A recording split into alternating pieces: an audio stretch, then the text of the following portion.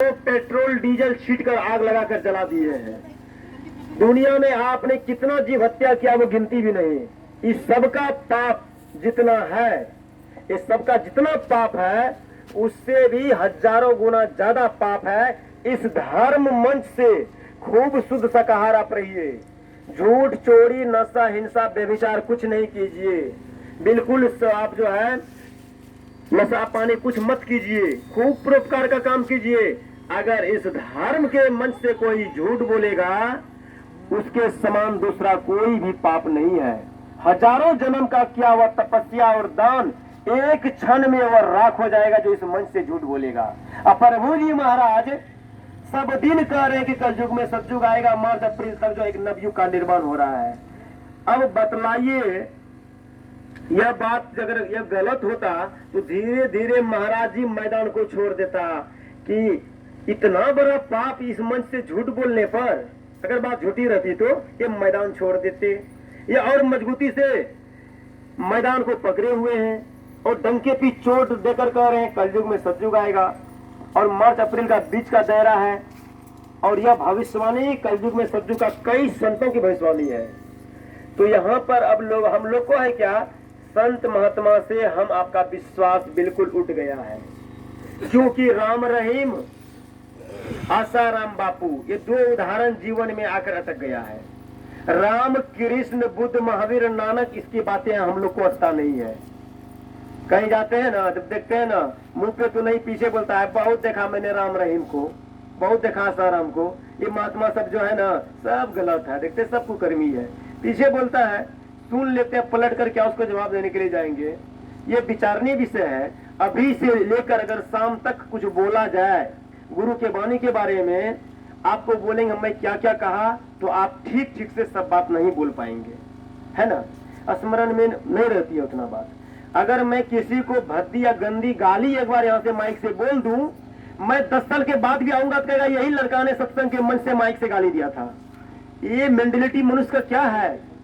मैं एक शब्द गाली बका तो उसको अपने ध्यान में, अपना मेमोरी में लोड कर लिए।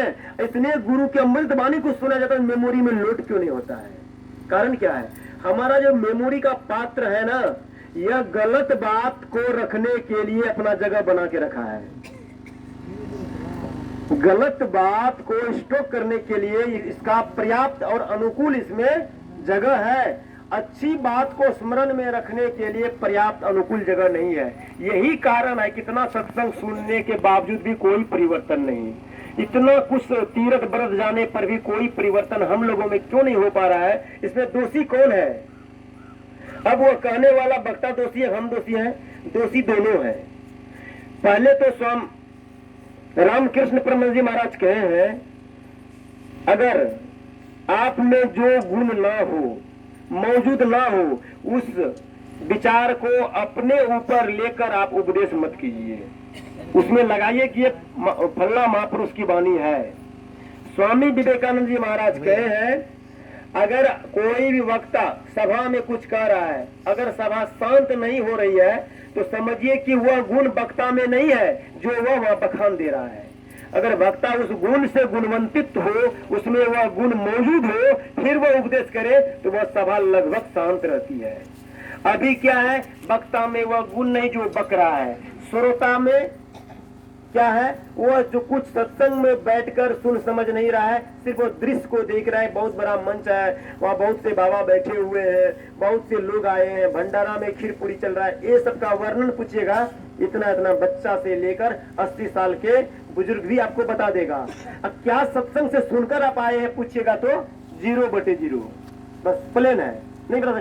जब हम सत्संग के अनमोल वचनों को सुनकर अपने संस्मरण में याद नहीं रखेंगे, फिर हम करेंगे क्या? अगर करेंगे नहीं फिर पाएंगे क्या?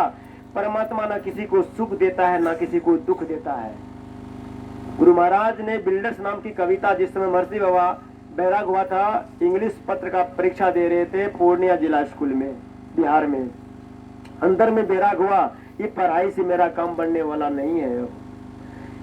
लिखते थे, for the structure that we raise time is with materials filled, our today and yesterday are the which we build.